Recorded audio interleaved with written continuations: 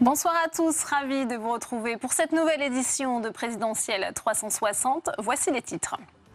Le PS va-t-il survivre à la présidentielle? Pris en tenaille par Emmanuel Macron et Jean-Luc Mélenchon, Benoît Hamon a du mal à conserver l'unité du parti et se retrouve fragilisé dans cette campagne, tandis que François Fillon se réjouit du ralliement de Manuel Valls au leader d'En Marche. Analyse à suivre.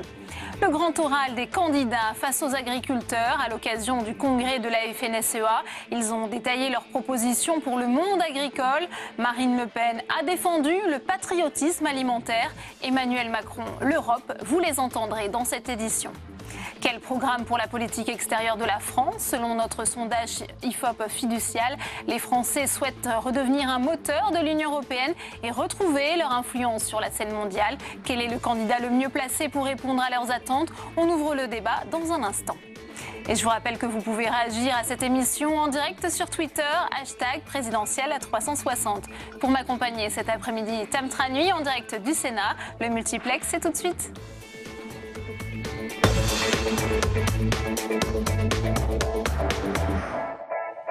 Après avoir enregistré une nouvelle défection dans ses propres rangs avec le ralliement de Manuel Valls à Emmanuel Macron, Benoît Hamon a dû aussi essuyer un nouveau refus de Jean-Luc Mélenchon, à qui il proposait hier une main tendue. Mais rien n'y a fait. Le candidat de la France Insoumise a opposé une fin de non-recevoir. Sandra Cerquera. Ils se sont parlé par meeting interposé. Benoît Hamon à Lille et Jean-Luc Mélenchon au Havre, à 300 km de distance. L'appel à l'alliance, Jean-Luc Mélenchon a clairement dit non. Son entourage l'assure, la compétition n'a plus lieu avec Benoît Hamon. L'étape désormais, c'est de rattraper François Fillon. Benoît Hamon propose qu'on le rejoigne sur un navire qui est bien mal en point, qui est celui du Parti Socialiste. Donc il faut comprendre que nous, on a avancé dans cette campagne, que ça marche plutôt bien, qu'il y a de plus en plus de monde dans nos meetings, qu'on sent bien que le deuxième tour est accessible. Et on ne peut pas nous demander comme ça de, quelque part, hériter d'un problème qui n'est pas le nôtre, c'est-à-dire les problèmes internes du Parti Socialiste, des gens, effectivement, qui sont en train de s'aborder la campagne de Benoît Hamon, mais ça, on lui avait dit.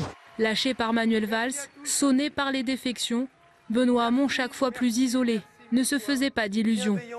Il se tourne vers les électeurs, persuadé d'être le seul à pouvoir amener la gauche au second tour. La question qui est posée aujourd'hui, c'est quel est le projet politique qui peut rassembler toute la gauche. Et il me semble que dans la centralité qui est la mienne à gauche, j'ai cette capacité de parler à tout le monde. Le projet qu'il défend, notamment sur la question européenne, nous déplace à gauche, on va dire sur un segment de la gauche qui ne pourra pas rassembler toute la gauche. C'est bien la difficulté, je pense qu'il y a un plafond à la dynamique. Les études d'opinion donnent pour l'instant raison à l'un, pendant que l'autre subit le chaos d'un PS écartelé. Une union impossible. Ne reste donc que le second tour de la présidentielle pour les départager. Et on va tout de suite retrouver Tam Tranui pour une réaction avec votre invitée, Tam, la présidente du groupe communiste au Sénat, la sénatrice Éliane Assassi. Assassi, comprenez-vous la fin de non-recevoir opposée par Jean-Luc Mélenchon à la proposition de rassemblement demandée hier par Benoît Hamon? Je ne sais pas si je répondrai à cette question, si je comprends. Est-ce que vous êtes d'accord avec ça? Aujourd'hui, il me paraît un peu tardif de créer les conditions d'une fusion, parce que c'est de cela dont il s'agirait. Je rappelle quand même que pour ce qui nous concerne, le Parti communiste français, on a essayé, notamment Pierre Laurent, a essayé durant plus d'un an de créer les conditions d'un rassemblement des forces de gauche opposées pour une discussion, aux politiques d'austérité. Fort de cela et des rencontres qu'il a pu avoir et que nous avons pu avoir, il a relancé hier effectivement l'idée d'une réunion avec les leaders de la gauche anti-austérité et avec lui-même. Visiblement, ça ne reçoit pas l'assentiment de tout le monde, parce qu'on est dans un autre chapitre des présidentielles aujourd'hui. Pour ma part, je pense que malheureusement c'est un peu tard pour qu'il y ait la possibilité. Mais par contre, sous le pavillon Jean-Luc Mélenchon. Par contre, mais moi je réfléchis pas comme ça, parce que dès lors qu'on ne parle que d'individus, c'est-à-dire Hamon qui rejoindrait Mélenchon et Mélenchon qui rejoindrait, on ne parle que d'individus. Moi, je veux parler projet. Ce que je regrette dans cette campagne électorale, c'est qu'on ne parle pas de fond. On ne parle pas de ce que nous entendons, nous, sur le terrain, les militants, quand nous allons à la rencontre des gens. Les services publics, le travail, l'argent, l'évasion fiscale, etc. Il y a moult interrogations que nous posons aux concitoyens. Et malheureusement, dans cette campagne électorale, il y a peu de réponses à ces attentes. Donc, la question, c'est aujourd'hui de créer les conditions pour qu'il y ait la gauche présente au deuxième tour de cette élection présidentielle, forte d'un projet qui rompe avec les politiques qui ont été mises en œuvre hier. Et justement, pour que cette gauche puisse avoir un poids dans l'élection présidentielle, est-ce qu'il ne faut pas nécessairement un rassemblement pour avoir l'espoir d'arriver au deuxième tour? Non, mais le rassemblement, on peut l'appeler de nos voeux, mais le rassemblement, il faut le construire, il faut avoir la volonté de le construire. Moi, je pense qu'entre les deux tours de l'élection présidentielle, bien évidemment, je pense que ce rassemblement aura lieu et pourra permettre, en tout cas je l'espère, à la gauche d'être victorieuse au soir du deuxième tour. Mais voilà, on est dans une difficulté qui est liée à ce qu'est l'élection présidentielle. Et puis je rajouterai aussi, on est dans une problématique qui est liée à cette histoire de primaire. On voit bien que les primaires sont une fausse... Voilà. Une fausse bonne idée, j'allais dire, mais c'est effectivement un échec. Et donc, on est replié sur des questions d'individus. En plus de cela, il y a les affaires de M. Fillon, de Mme Le Pen, etc. On est dans la confusion quand même la plus totale aujourd'hui. Donc, quel regard vous portez sur le ralliement de Manuel Valls à Emmanuel Macron? Ah ben moi, je trouve que c'est une tromperie assez hallucinante, si je peux me permettre cette expression de la part de... Ce n'était pas attendu? Au fil des jours, oui, enfin c'est pas une grande surprise non plus, mais Monsieur Valls est en rupture avec ce qui est l'essence même d'un parti politique comme le Parti socialiste. Voilà, on acte ça. Mais on acte la fin du Parti socialiste aussi. Moi, je pense qu'on est dans la construction d'autre chose, en tout cas, et ce qui veut dire dans la fin de quelque chose. Mais pour notre part, nous sommes toujours là. Et pour reprendre une belle expression, on lâchera rien. Merci beaucoup, Éliane Assassi, d'avoir répondu à nos questions. Voilà pour cette réaction enregistrée un peu plus tôt cet après-midi. Et ce matin, pas un mot de François Hollande lors du Conseil des ministres sur la situation du Parti socialiste, comme l'a indiqué Stéphane Le Foll, porte-parole du gouvernement. On l'écoute. On va mesurer tout ça au fur et à mesure qu'on va s'approcher de l'échéance.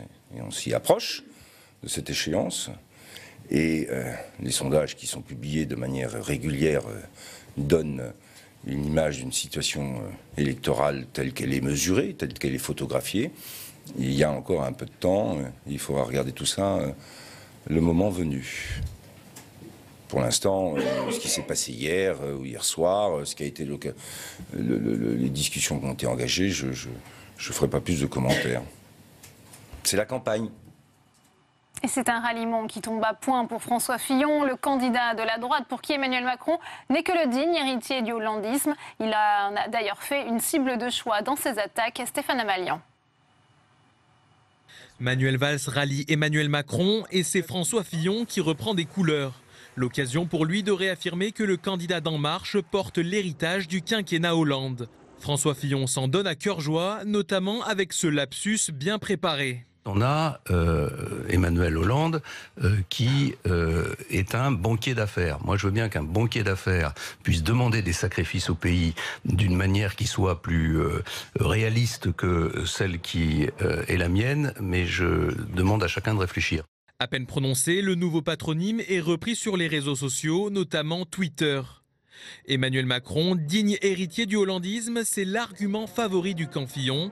Bruno Retailleau avait ouvert les hostilités lundi à Nantes. De l'autre côté, il y a le dauphin, le fils héritier. De qui voudrais-je parler? Vous l'avez compris. Vous avez Monsieur Macron. Emmanuel Macron, c'est comme François Hollande. Il est de gauche, bien sûr. Il va reconstituer dans quelques jours l'ensemble du gouvernement avec les ministres, bien sûr, de François Hollande. Hasard ou pas, François Fillon progresse d'un point. Il est crédité de 18% des intentions de vote. Un sondage réalisé au moment de la mise en examen de Pénélope Fillon. Et je vous le dis comme ça, les yeux dans les yeux, ici, jamais les juges ne pourront démontrer que l'emploi de mon épouse était fictif. Malgré une légère progression, François Fillon reste sous la barre des 20% depuis plus d'un mois. Et autre réaction, celle de Jean-Baptiste Lemoyne au micro de Tam Tran Nuit. Il est le premier parlementaire LR à avoir soutenu Emmanuel Macron. Oui, donc que pensez-vous, Jean-Baptiste Lemoyne, de ce nouveau surnom d'Emmanuel Macron, Emmanuel Hollande, pour vos anciens alliés du LR, ce qui signifie bien sûr qu'Emmanuel Macron est dans le prolongement du hollandisme? Non, mais je crois que c'est un aveu de faiblesse que de, comme ça, tourner en dérision les noms. Les Français, vous savez, si de façon massive, ils sont en train de se porter sur Emmanuel Macron, moi je vois sur le terrain, eh bien c'est tout simplement parce qu'ils savent qu'Emmanuel Macron, c'est l'alternance au carré. C'est 2 fois l'alternance. C'est d'une part l'alternance avec 5 années d'un quinquennat de François Hollande, parce que Emmanuel Macron, lui, a eu le courage de quitter le gouvernement quand il ne pouvait plus agir, alors que François Fillon, rappelons-nous, en 2011, a fait des pieds et des mains pour s'accrocher à son poste de Premier ministre, alors que manifestement, il ne partageait pas toutes les orientations de Nicolas Sarkozy. Par ailleurs, Emmanuel Macron, c'est également l'alternance avec 30 années de gouvernements de droite comme de gauche qui nous ont conduit à quoi? À un chômage de masse et à une dette abyssale. Et donc, en ce sens, avec Emmanuel Macron, on tourne la page. On tourne la page de François Fillon et on tourne la page de François Hollande. Par le ralliement de Manuel Valls, ancien Premier ministre, quand même, quasiment jusqu'au bout? Oui, mais vous savez, Manuel Valls l'a dit, c'est pas un choix de cœur, c'est un choix de raison. Et Emmanuel Macron a été très précis. Pour lui, un soutien, c'est une voix. C'est une voix sur un corps électoral de 44 millions de personnes. Et maintenant, il est plus, moi ce que je constate, c'est qu'Emmanuel Macron attire plutôt des gens réformistes, effectivement, du centre, de gauche, mais également de droite. Vous savez, on est un certain nombre, avec Dominique Perben, avec Marianne Monchamp, qui ont été ministres de Jacques Chirac ou de Nicolas Sarkozy, et bien maintenant à entourer Emmanuel Macron et à l'accompagner dans cette démarche de renouvellement de la vie politique. Il est important, aujourd'hui, je crois qu'il y a des attentes très fortes de la population pour une vie politique peut-être plus exemplaire, et surtout qui s'articule autour de clivages qui ne sont plus désuets. Parce qu'aujourd'hui, on voit bien que les partis politiques sont fracturés, que ce soit les LR entre une ligne Wauquiez ou une ligne moderne, et le Parti socialiste entre une ligne Hamon et une ligne réformiste. Alors vous ne comprenez pas que cela redonne un petit peu le sourire à la droite et que cela accrédite quand même sa thèse de Emmanuel Macron, dauphin, on l'a entendu, Bruno Retailleau déjà depuis lundi? Vous savez, Emmanuel Macron, il est vraiment en train de construire quelque chose de très original. Et donc je comprends que François Fillon, Benoît Hamon, etc., aient du mal à avoir des angles d'attaque. Mais d'ailleurs, pour nous, la présidentielle, ça ne doit pas être des attaques. Ça doit être quel projet pour la France pour les 5 prochaines années. Et Emmanuel Macron, de ce point de vue-là, il apporte des réponses concrètes. Il veut de l'efficacité. Allez, assez de tous ces dogmes qui sont des clivages artificiels. Et donc ce qu'on veut, c'est des mesures très concrètes pour arriver à libérer les énergies dans le monde économique, pour arriver en termes régaliens à mettre plus d'effectifs en matière de police et de gendarmerie. Bref, voilà, être efficace et concret, c'est ce qu'attendent les Français. Quel peut être éventuellement le visage du Parlement si Emmanuel Macron devenait président de la République? Est-ce que ça peut réellement être un nouveau Parlement, comme il le dit, avec un parfait renouvellement? Je crois qu'à l'Assemblée nationale, un mois après l'élection présidentielle, il y aura, on va ouvrir les portes et les fenêtres. Il y aura un grand bol d'air frais avec des nouveaux visages, des femmes et des hommes issus de la société civile qui ont réussi dans leur activité professionnelle, dans leur engagement associatif et qui veulent apporter leur pierre à l'édifice et qui seront présentés par En Marche ou par le MoDem. Et tout cela pour arriver à avoir une majorité qui soit une majorité qui veut vraiment changer les choses et pas s'en tenir à des petites combines partisanes comme le proposent les partis existants. Mais justement, quand vous entendez Didier Guillaume ce matin qui a dit que les valsistes resteraient des socialistes en apportant leur accord, leur soutien à Emmanuel Macron? Mais vous savez, s'il y a des gens de droite comme moi qui se retrouvent dans le projet pour la France d'Emmanuel Macron, si des centristes comme François Bayrou, si des amis de M. Valls s'y retrouvent, c'est parce que nous partageons un accord sur des priorités, sur un agenda des priorités. Et vous savez, des mouvements de ce type où on va au bon sens, ça existe en Allemagne. En Allemagne, on sait qu'on met un peu de côté les idéologies pour arriver à faire des réformes. Il y a eu des grandes réformes en termes de marché du travail, par exemple. Et voilà, c'est ce qu'on veut faire autour d'Emmanuel Macron. Et c'est une belle aventure de refondation, je crois, qu'on n'a pas connue en France depuis 1958, au moment de la fondation de la Ve République. Aujourd'hui, grâce à la Ve République, il y aura demain une majorité aux côtés d'Emmanuel Macron, si les Français lui font confiance, ce que je souhaite. Merci beaucoup Jean-Baptiste Lemoyne d'avoir répondu à nos questions. À Jean-Baptiste Lemoyne, plus que jamais derrière Emmanuel Macron. Merci beaucoup, Tam, pour cette réaction. C'est un électorat très convoité. Les agriculteurs réunis en congrès à Brest, ils ont entendu les principaux candidats à l'élection présidentielle et se sont montrés attentifs à leurs propositions, notamment sur leur positionnement vis-à-vis de l'Europe. Mounir Soussi.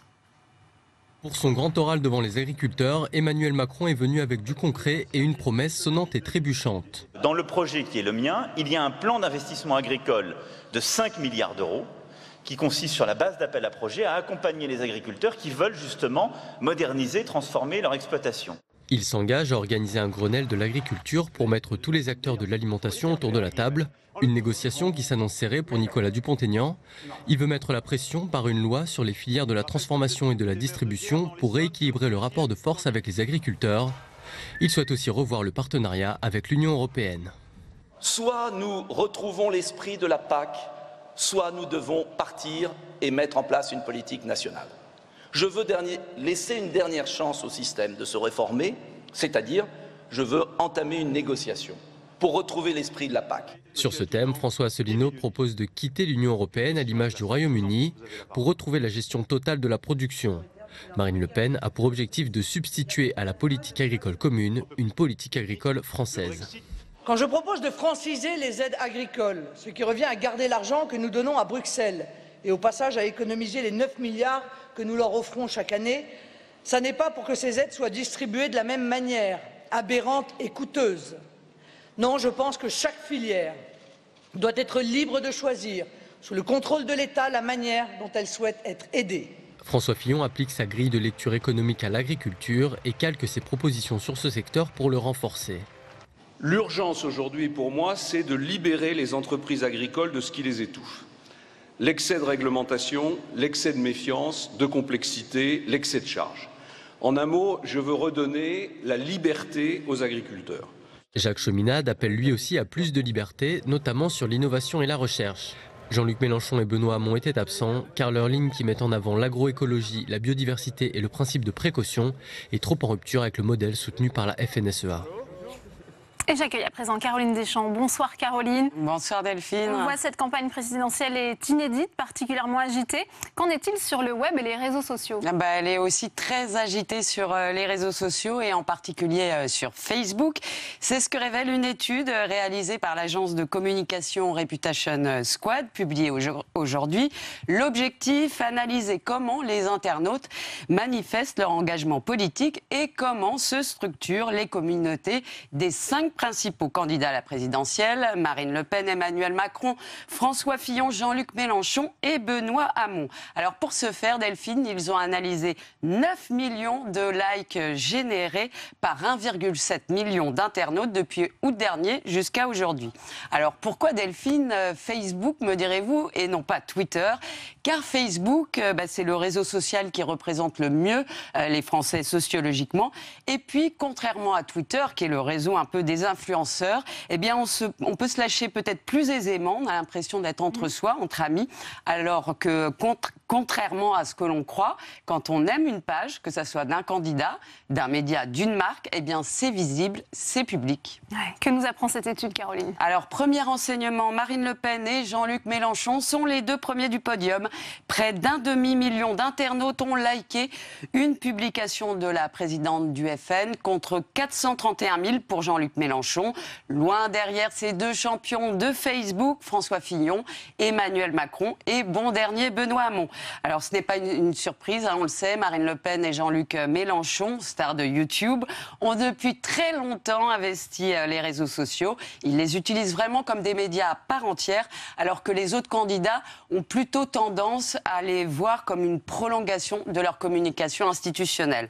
Le deuxième enseignement, dans la même logique, Marine Le Pen et Jean-Luc Mélenchon ont des communautés où les fidèles sont les plus forts, les plus engagés sur Facebook, alors que les likers des autres candidats ont davantage tendance à se disperser. Petit exemple avec Emmanuel Macron, ses soutiens s'éparpillent et vont aimer 6 fois plus les publications de François Fillon que de Benoît Hamon. Troisième enseignement, enfin, l'étude, ça c'est très intéressant, montre les sources d'informations préférées des communautés politiques de chaque candidat. Les internautes, par exemple, qui aiment les posts Facebook d'Emmanuel Macron, aime le quotidien économique Les Échos. C'est pas très étonnant pour l'ancien ministre de l'économie. Alors étonnamment pour François Fillon, ce n'est pas le Figaro qui apparaît en première position, comme on pourrait le croire, mais La Croix. Pour Benoît Hamon et Jean-Luc Mélenchon, pas de surprise, c'est Libération, l'Obs, Mediapart ou encore l'Humanité. Concernant Marine Le Pen, ce sont les sites de la fachosphère ou de la patriosphère, pourrait-on dire, F de souche, mais aussi Russia Today et Sputnik, 2 médias russes financés par le Kremlin qui, ces derniers temps, ont une influence croissante sur les réseaux sociaux et notamment en France, sans que le grand public ne sache vraiment qui ils sont. Pour preuve, Russia Today se fait appeler RT pour mieux se fondre dans la toile. Alors au final, les internautes sur Facebook like un peu au gré des soubresauts de l'actualité et le j'aime politique dans sa globalité reste quand même volatile, un peu comme l'électorat. Dis-moi ce que tu likes, je te dirai ce que tu votes. On n'en est pas encore là, Delphine, mais ce qu'on peut dire, une chose est sûre, c'est que l'opinion publique se structure de plus en plus aussi sur les réseaux sociaux. Merci beaucoup, Caroline, pour ce décryptage. On va s'intéresser à présent à la politique extérieure de la France et aux questions internationales. 2 enjeux majeurs de cette élection présidentielle. Selon notre sondage IFOP Fiducial, les Français se montrent majoritairement insatisfaits de la politique de François Hollande. Ils souhaitent que leur pays redevienne moteur de l'Union européenne et retrouve son influence sur la scène mondiale. Samia Dechir. Les Français se sentent déclassés sur la scène internationale. D'après notre récent sondage IFOP, 68% d'entre eux ne sont pas satisfaits de la politique internationale de la France depuis 2012. Raison principale de ce mécontentement, le sentiment de déclin. 54% des sondés estiment que le rôle de la France dans le monde a reculé ces dernières années. Pour exister sur la scène internationale, les Français continuent de miser sur le couple franco-allemand. 81% d'entre eux considèrent l'Allemagne comme notre allié le plus sûr, contre seulement 46% pour le Royaume-Uni et 38% pour les États-Unis. Ils restent donc majoritairement attachés à l'Union européenne. 57% d'entre eux considèrent que c'est une bonne chose, contre 31% d'opinions défavorables envers l'Union. Ils ont en revanche une vision de l'Europe très souverainiste. 69% des Français souhaitent que l'Union européenne préserve la souveraineté des États, quand seuls 31% voudraient une Europe fédérale. À moins d'un mois du premier tour de l'élection présidentielle, le candidat jugé le plus apte à mener la politique extérieure de la France est Emmanuel Macron, choisi par 30% des sondés, loin devant Marine Le Pen, François Fillon, Jean-Luc Mélenchon ou Benoît Hamon. Parmi les actions à mener sur la scène internationale par le prochain président, les Français plébiscitent à 73% une alliance européenne de la défense. 67% sont pour une renégociation plus restrictive des accords de Schengen. Mais 70% des sondés sont contre une sortie de l'Union européenne.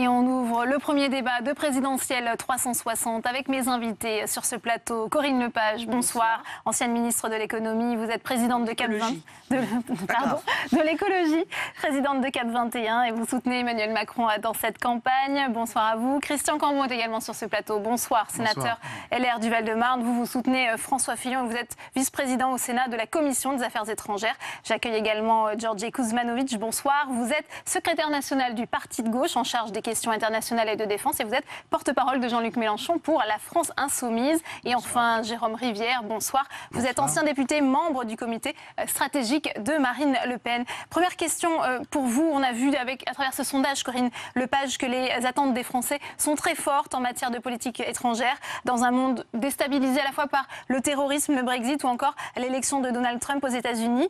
Et on a vu que dans ce contexte, c'est Emmanuel Macron qui apparaît le plus crédible. Or, c'est lui le plus européiste. Est-ce que ça veut dire que les Français, finalement, ne voient pas leur pays affronter ce monde incertain sans le soutien de l'Europe ? Je pense que ce qui s'est passé au cours des derniers mois a incontestablement renforcé, si ce n'est l'envie, du moins le besoin d'Europe. Parce que, effectivement, l'incertitude autour de Donald Trump est énorme. Il a marqué, en tout cas, son désintérêt pour l'Europe, sa volonté de réduire sa participation à l'OTAN. D'autre part, vous avez Vladimir Poutine avec des ambitions qui sont quand même considérables, qui angoisse une partie de l'Europe de l'Est qui n'a plus le sentiment d'être couverte comme elle l'était par le passé par le parapluie américain. Et donc les Européens se disent que les Français, pardon, se disent que l'Europe, finalement, c'est la possibilité que nous avons d'avoir quelque chose qui nous renforce et qui nous permette de peser dans ce monde multipolaire. Ouais. Et pourtant, c'est Marine Le Pen qui arrive en deuxième place dans notre sondage, alors qu'elle a des positions à l'opposé de celles d'Emmanuel Macron concernant l'Europe. Comment l'expliquez-vous? Parce qu'on fait peur aux Français, on leur ment. Je vais vous donner un exemple assez intéressant. Le week-end dernier, tous les médias ont dit qu'on célébrait le 60e anniversaire de l'Union européenne. C'est un mensonge. On célébrait le 60e anniversaire du traité de Rome. L'Union européenne, qui est l'abandon de nos souverainetés, date de 1993. Donc ce que Marine Le Pen propose aux Français de façon très simple, c'est d'avoir confiance dans notre pays. Nous sommes encore en capacité aujourd'hui de façon souveraine, dès lors que nous avons retrouvé notre indépendance, de traiter à parité avec les grandes nations, que sont la Russie, que sont les États-Unis, l'Inde ou la Chine. Et nous considérons que nous fondre aujourd'hui dans une politique européiste qui n'a pas de sens, que nous fondre dans une politique de défense en abandonnant à l'OTAN la capacité de défendre la France, ça n'est pas la meilleure façon de protéger nos concitoyens. Et intuitivement, ils l'ont bien compris et ils le savent. Aujourd'hui, la France est en capacité de proposer un avenir serein à nos compatriotes. Ouais. Jean-Luc Mélenchon, lui, a récemment déclaré cette Europe-là, soit on la change, soit on la quitte. C'est exactement notre programme. Cette Europe-là, on la change ou on la quitte. C'est notre programme du plan A et du plan B. Il faut un plan B de menace de sortie de l'Union européenne pour avoir un plan A sérieux avec le poids de la France pour renégocier des traités qui nuisent aux Français. Mais je vous ferai remarquer que dans votre sondage, 69% des Français se déclarent pour la souveraineté des États. On va y venir dans le détail. Oui. Et donc ça veut dire que... et ça se voit avec les différents référendums qu'il y a eu dans l'Union européenne, que ce soit au Brexit, mais en France aussi, en 2005 contre le TCE, que ce soit 2 fois en Hollande, que ce soit en Grèce le 5 juillet 2015, on voit que les peuples souhaiteraient effectivement conserver plus de leur souveraineté et ne pas avoir cette Europe-là qui nuit à leur vie quotidienne. Ouais, on va y venir dans un instant. Question pour vous, Christian Cambon, puisqu'on voit que finalement, François Fillon n'est pas très bien placé dans notre sondage en termes de crédibilité. Il est peu audible sur ces questions internationales. Il n'a pas vraiment capitalisé sur ces années passées comme Premier ministre sur ces questions, selon vous? En l'occurrence, je pense que c'est celui qui a le plus d'expérience, car... On le voit, 18%. Oui, bon, ce n'est qu'un sondage dans un temps déterminé. En revanche, je pense sincèrement qu'il a l'expérience d'un homme d'État, d'un homme politique qui a assuré quand même en tant que Premier ministre les destinées de ce pays pendant 5 années. Et je crois que dans la période, et là je partage l'analyse de Corinne Lepage, la période particulièrement difficile que nous connaissons, les Français sont un petit peu nostalgiques du rôle que la France ne joue plus. Et donc il y a une volonté effectivement de réaffirmer, en tous les cas dans notre électorat, un rôle qui est sous-estimé par rapport à ce que nous sommes capables de faire, et notamment vis-à-vis des grands pays qui mènent actuellement le monde. Autre enseignement de ce sondage, Corinne Lepage, c'est l'Allemagne qui est plébiscitée aussi comme un allié le plus sûr. On sait qu'Emmanuel Macron a rencontré récemment Angela Merkel. Elle l'a d'ailleurs félicité pour sa vision claire sur l'Europe. Quel doit être l'axe franco-allemand selon Emmanuel Macron? Je dirais c'est de revenir à la force qu'a été l'axe franco-allemand au départ. Vous faisiez la critique du 60e anniversaire du traité de l'Union européenne. Je ne suis pas sûre que tous les Français, particulièrement à l'esprit la succession des traités, ce qui est important. Et pourtant, le traité d'Union européenne est bien celui dans lequel nous avons abandonné nos souverainetés précédemment. Nous restions en traité souverain. C'est ce que vous dites. Mais enfin bref, il y a une histoire. Et l'Europe, elle a pu se construire. Certes, le traité de Rome est antérieur à la fameuse rencontre Adenauer, De Gaulle en 1962, je crois. Ou 72-63, je ne sais plus. mais qui a vraiment donné cette force à l'Europe. Vous avez ensuite eu le couple Giscard d'Estaing-Schmitt, vous avez eu le couple Mitterrand-Kohl, vous avez eu c'est des moments où le couple était très fort. Je me souviens, il y a 20 ans, quand j'étais ministre de Jacques Chirac, nous avions des conseils franco-allemands de tous les ministres, tous les 6 mois. Je veux dire que c'est la France et l'Allemagne qui étaient le cœur de l'Europe et qui dirigeaient les choses.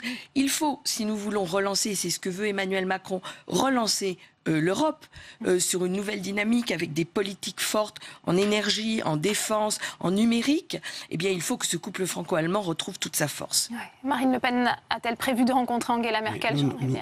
C'est clé ce qui vient d'être dit. Marine Le Pen souhaite renforcer la France, relancer la France. Il s'agit d'une élection présidentielle française.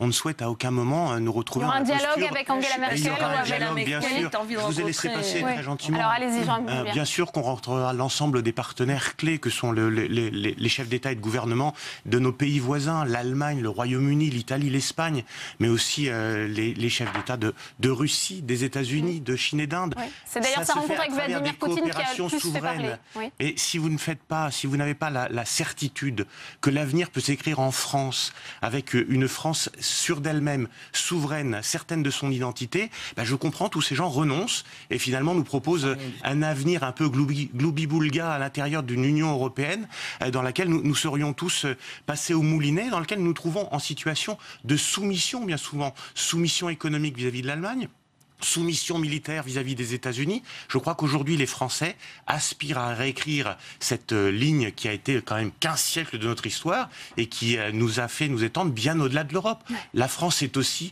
des zones économiques exclusives. Aujourd'hui, ces mêmes gens veulent donner à l'Europe la gestion de ces zones économiques exclusives.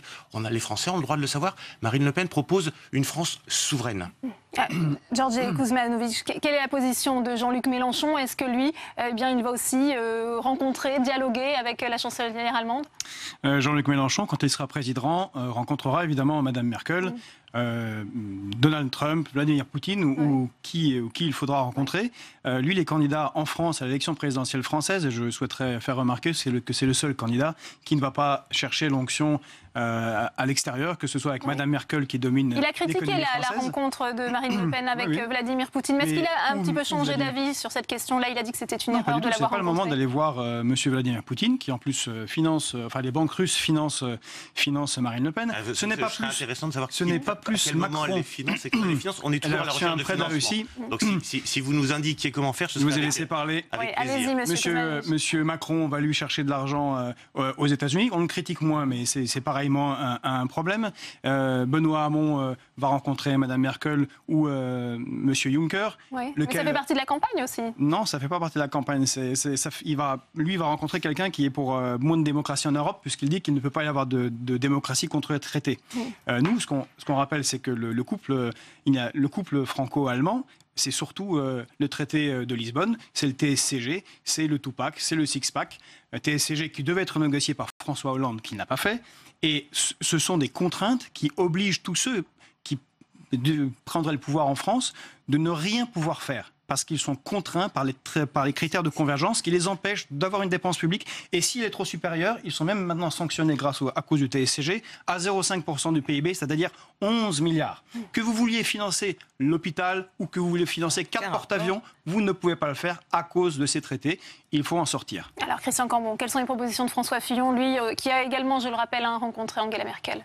C'est un des premiers. Il a été le premier à la rencontrer. Je voudrais reporter un petit peu le débat au niveau des questions qui se posent. L'Europe connaît une crise absolument majeure. Nous sommes quand même au lendemain de la signature du Brexit par la première ministre anglaise, ce qui va quand même créer pendant quelques années un certain niveau d'incertitude. François Fillon a répété, et il l'a pratiqué quand il était Premier ministre, donc il est en l'occurrence parfaitement crédible, il a toujours dit que l'axe franco-allemand était absolument nécessaire et que simplement ça passait par le renforcement de la France, le renforcement sur le plan économique, car pour l'instant nous sommes plutôt montrés du doigt par nos voisins, compte tenu de nos dettes, de notre niveau de chômage, du niveau trop élevé de pauvres. Et donc le principe que défend François Fillon, c'est déjà de remettre la France à un niveau de rayonnement qui nous permette après, enfin, de rejouer le rôle de grande puissance que nous avons été. Regardez sur tous les grands champs internationaux, que ce soit le Moyen-Orient, que ce soit même l'Europe centrale. Mais sur la question de la souveraineté, puisque c'était un des éléments aussi abordés dans notre sondage, que dit François Fillon ? François Fillon, il est pour le respect de l'esprit européen, à savoir que l'Europe doit s'occuper des choses essentielles. Et du reste, il y a fort à faire, car l'Europe a raté le pari de maîtriser l'immigration. Elle n'a pas apporté de bonnes solutions contre le chômage.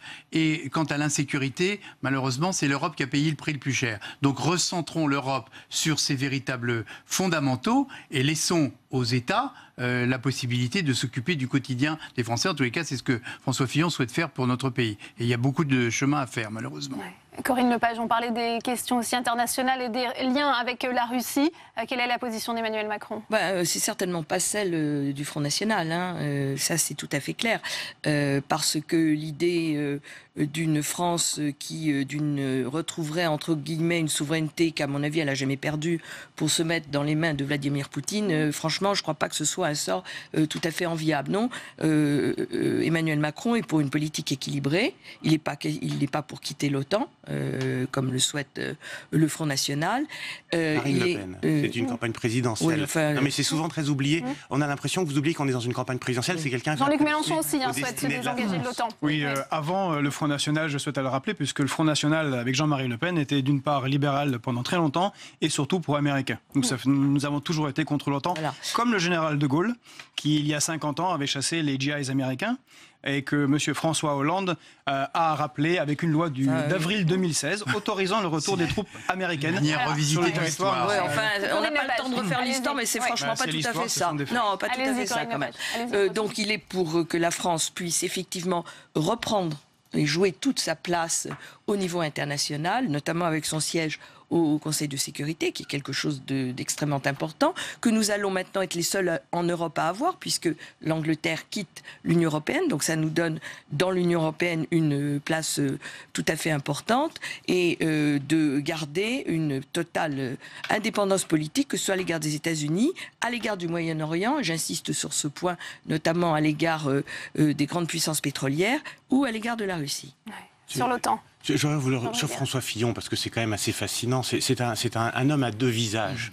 C'est le visage qui nous explique qu'il va retrouver la souveraineté militaire est importante pour lui. C'est lui qui, en tant que Premier ministre, en 2009, fait signer le retour de la France, la loi faisant rentrer la France dans le commandement militaire intégré de l'OTAN, et donc nous mettant en vassaux des États-Unis. C'est lui aussi qui, comme Premier ministre de Nicolas Sarkozy, fait signer le traité de Lisbonne, alors même que les Français avaient refusé par référendum en 2005 ce traité de Lisbonne. Donc il a des postures qui peuvent laisser croire qu'il est souverainiste.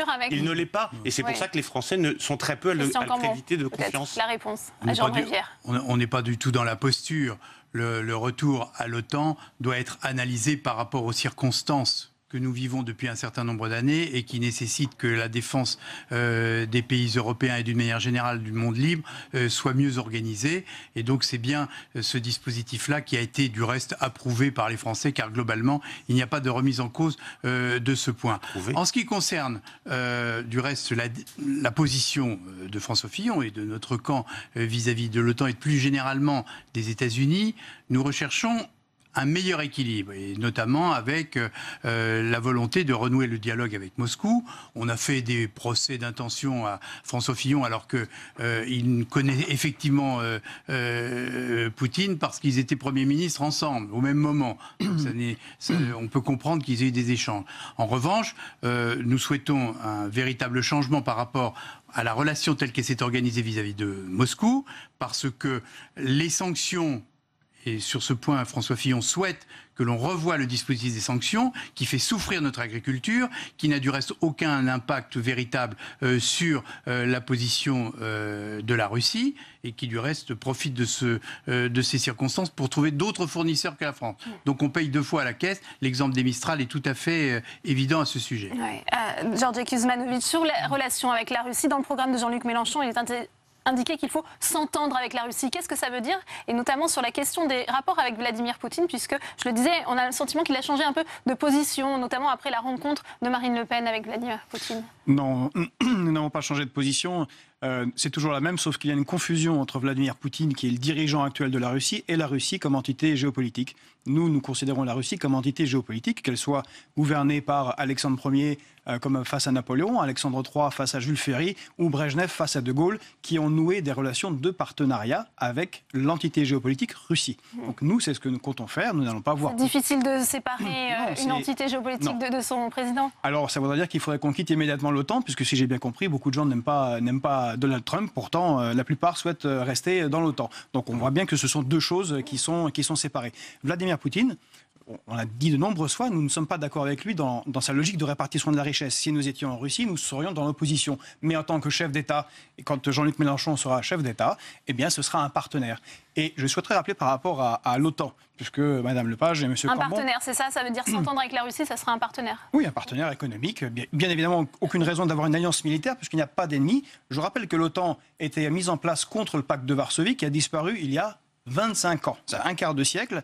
On se demande contre qui on fait la guerre, mais surtout on la provoque en Europe. Et il y a un réel danger de paix en Europe par rapport à la paix. De guerre, oui. Non, mais excusez-moi, vous avez un danger de guerre, la paix est menacée, parce qu'il y a eu une double extension de l'OTAN pendant ces 25 dernières années contre ce qui a été promis par rapport aux Russes. Et surtout, il y a le bouclier antimissile qui a été installé par François Hollande le 20 mai 2012, dès qu'il a été élu président. Il l'a signé et c'est un déploiement d'armement à la Pologne, en Roumanie, qui relance la course à l'armement. Avons-nous besoin de cela? Non, nous voulons, comme l'a annoncé Jean-Luc Mélenchon, organiser une conférence de coopération et de sécurité basée sur les principes de l'OSCE qui existent déjà et lancer une grande conférence de réduction des armements nucléaires. Je crois que c'est important compte tenu de la crise environnementale et sociale dans le monde entier. Ouais, sur ces questions de défense, d'Europe de la défense notamment.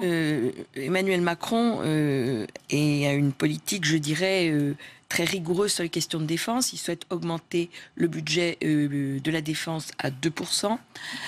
En quelle année? En 2025. 25. Je crois. Ouais. Après son quinquennat. Oui, enfin c'est le président. Oui, mais on va le monter. Pas sérieux, madame. Si, c'est tout à fait sérieux parce qu'il y a un échéancier qui monte régulièrement. Il a proposé de réinstaurer un service militaire obligatoire filles et garçons d'1 mois. Alors je sais que ça coûte de l'argent. Et ils sont accueillis à quel endroit, dans quelle caserne? Tout va être remis en place. Il faudra probablement un peu de temps, mais on va le faire dès que possible. 2025 aussi. Non, certainement pas.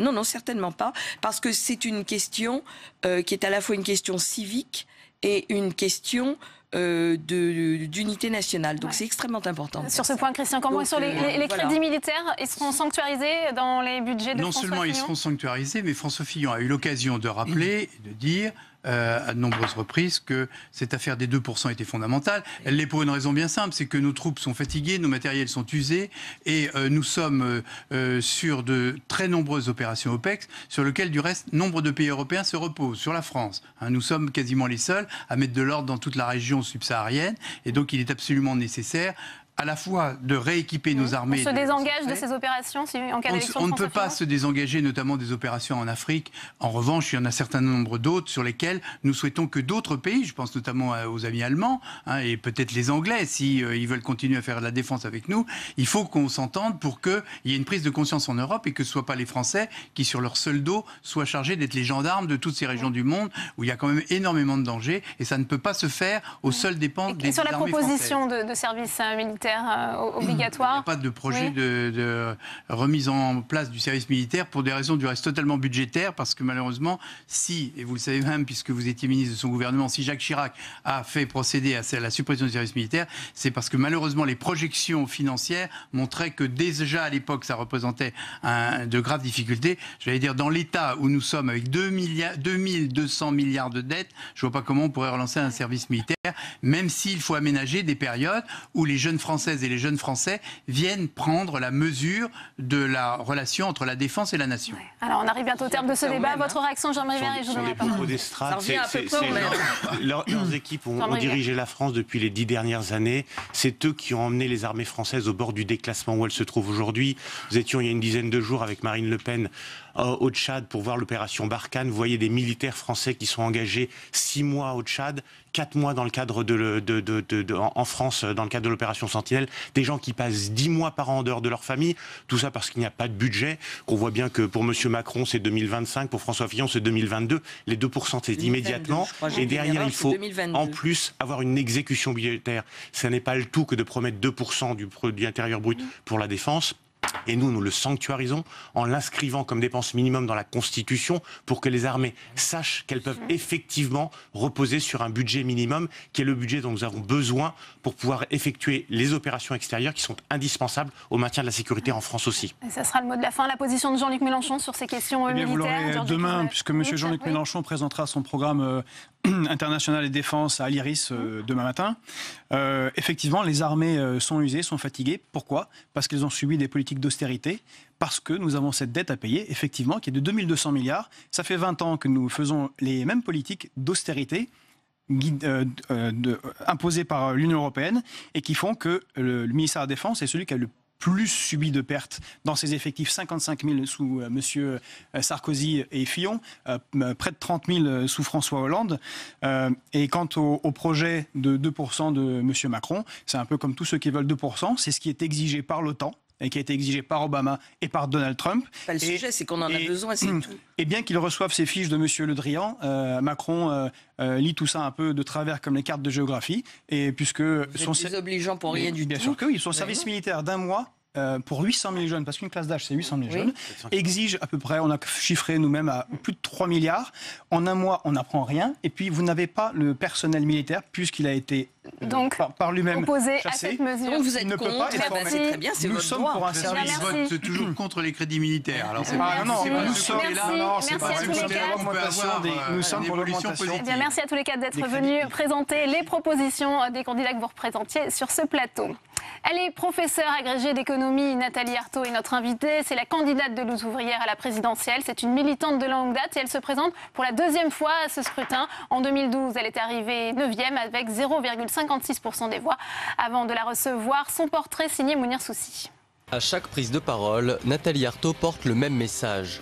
Que ce soit devant les sympathisants de Lutte ouvrière ou comme ce jour-là, face au maire de France. Il est faux de dire qu'il n'y a pas d'argent. De l'argent, il y en a pour arroser les entreprises, d'argent public à fonds perdus. Il y en a pour payer le CICE et le pacte de responsabilité. Dans cette déclaration, on trouve le résumé des convictions de Nathalie Arthaud. Au sein de Lutte ouvrière, elle dénonce les écarts de richesse et l'accumulation des capitaux dans les mains d'un petit nombre. Avec Philippe Poutou, elle est la seule à avoir un emploi salarié tout en étant candidate à la présidentielle. Cette enseignante en éco-gestion dans un lycée de Seine-Saint-Denis n'était pourtant pas destinée à porter la voix d'une formation comme Lutte ouvrière. Mes parents, c'était un milieu, d'abord milieu de commerçants, dans une région très rurale, où on ne faisait pas de politique du tout. J'étais révoltée et j'avais envie de changer bien des choses. Très vite, dès que j'ai eu des yeux pour voir ce qui se passait dans le monde, j'ai pas trouvé normal. Son entrée sur le devant de la scène politique a lieu en 2012. Elle hérite de la délicate mission de prendre la relève d'Arlette Laguiller, visage emblématique du combat ouvrier. Dès sa première campagne, Nathalie Arthaud revendique cette filiation politique et idéologique. J'assume et je suis fière de cette continuité. Je suis fière de m'adresser aux travailleurs comme Arlette Laguiller le faisait. En défendant l'interdiction des licenciements, l'objectif de Lutte ouvrière n'est pas de remporter l'élection présidentielle, mais de mobiliser les classes populaires en vue d'un changement de système. Nathalie Arthaud est notre invitée. Elle répond aux questions de Saveria Rejec. Le face-à-face, c'est tout de suite.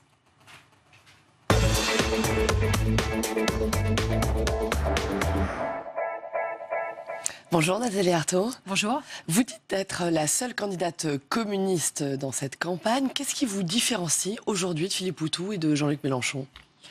Alors, qu'est-ce qui fait de vous la seule vraie communiste de cette élection? De Jean-Luc Mélenchon, c'est assez simple. Parce que Jean-Luc Mélenchon n'a jamais été communiste. Son programme, ce n'est sûrement pas de dire qu'il faut exproprier la classe capitaliste qui aujourd'hui a le monopole du pouvoir économique. Il ne représente pas le camp des travailleurs, pour vous? Alors, il n'est pas communiste et je pense que sa politique effectivement ne répond absolument pas aux intérêts des travailleurs pour la simple et bonne raison qu'il n'est pas prêt effectivement à dire qu'il y a un combat à mener contre ceux qui instaurent leur diktat en fait sur le monde ouvrier, ces grands groupes capitalistes de l'automobile, bancaire qui peuvent décider du jour au lendemain de fermer une usine, de supprimer des emplois, de bloquer les salaires, d'augmenter le temps de travail, qui ont donc un poids phénoménal sur nos vies à tous. Eh bien moi je dis qu'il faut les combattre, qu'il ne faut pas se laisser faire, qu'il ne faut pas se laisser imposer ce diktat. Ce n'est pas effectivement ce que dit Jean-Luc Mélenchon.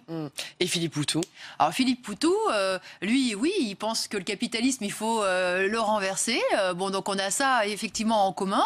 Et en même temps, on est deux courants avec nos nuances, nos différences. Bon, là, moi, je veux centrer cette campagne sur justement la conscience de classe, la conscience ouvrière, la fierté ouvrière. Justement, vous alors que parlez l'UNPA va faire une campagne plus multicarte. Conscience de classe, est-ce que c'est pas dommage de ne pas avoir réussi à se faire s'unir justement toutes ces forces de la gauche révolutionnaire? Non, je ne crois pas. Je crois qu'une élection... Vous avez le même vocabulaire que Philippe Poutou? Pas tout à fait. Non. Pas tout à fait. Et puis c'est vrai qu'on a, on a véritablement nos différences.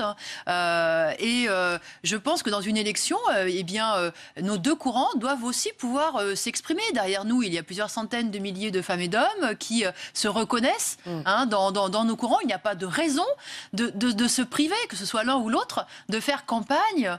Et parce que simplement, nous additionnerons nos voix. Nous ne sommes pas concurrents. Très bien. Alors récemment, on va venir à votre programme, mais récemment vous avez déclaré que cette élection était une comédie. Pourquoi avoir choisi d'y participer si c'est une comédie? Pour la dénoncer. Pour la dénoncer, parce que je pense qu'effectivement, les travailleurs ne doivent pas se laisser abuser par tous ces engagements, tous ces programmes, qui ne sont que des promesses, qui seront aussi vite bafouées qu'elles ont été inventées. Voilà, et comme à chaque fois, je veux qu'ils réfléchissent à ce qui s'est passé à chaque élection, alors qu'on en a vu des présidents de la République défiler. On a vu des majorités différentes être constituées. Et au bout du compte, les quelques mesures favorables qui étaient agitées le temps d'une campagne sont toujours les mesures favorables vis-à-vis des travailleurs, vis-à-vis du monde ouvrier et des classes populaires qui étaient agitées pendant la campagne, ont toujours été abandonnées. Abandonnées face à quoi? Face aux demandes du grand patronat. Donc effectivement, moi je dénonce ce pouvoir qui s'impose par-dessus en fait les présidents de la République. Alors vous dites aussi que ces élections ne sont pas essentielles. Ce qui est essentiel, dites-vous, c'est que le peuple descende dans la rue. La seule voie de changement, c'est le grand soir, c'est la grève.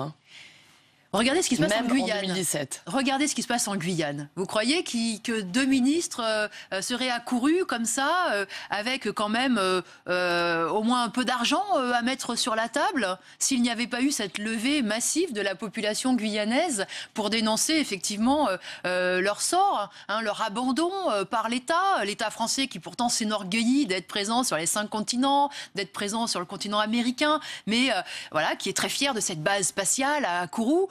Qui dépense effectivement beaucoup d'argent, mais qui est incapable d'apporter de l'eau courante et de l'électricité aux Guyanais.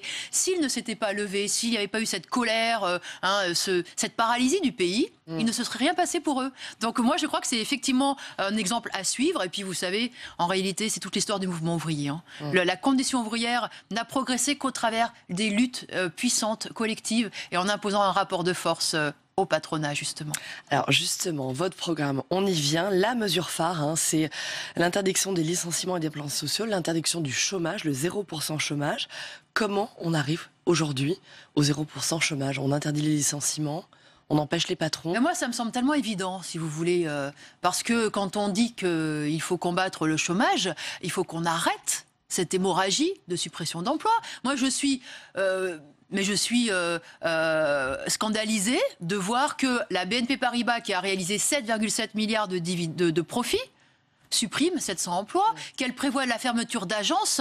Je suis scandalisée de voir que c'est pareil chez Peugeot, chez SFR, chez Sanofi. Ces grands groupes qui sont richissimes, ils ne devraient pas avoir l'autorisation, on devrait leur interdire de supprimer des emplois. On devrait quand même commencer par là. Les entreprises françaises ne sont pas des grands groupes. Vous êtes professeur d'économie, vous le savez pertinemment. Et puis, même si on regarde que ces multinationales, il y a 2 millions de salariés aujourd'hui qui travaillent uniquement en France pour ces multinationales.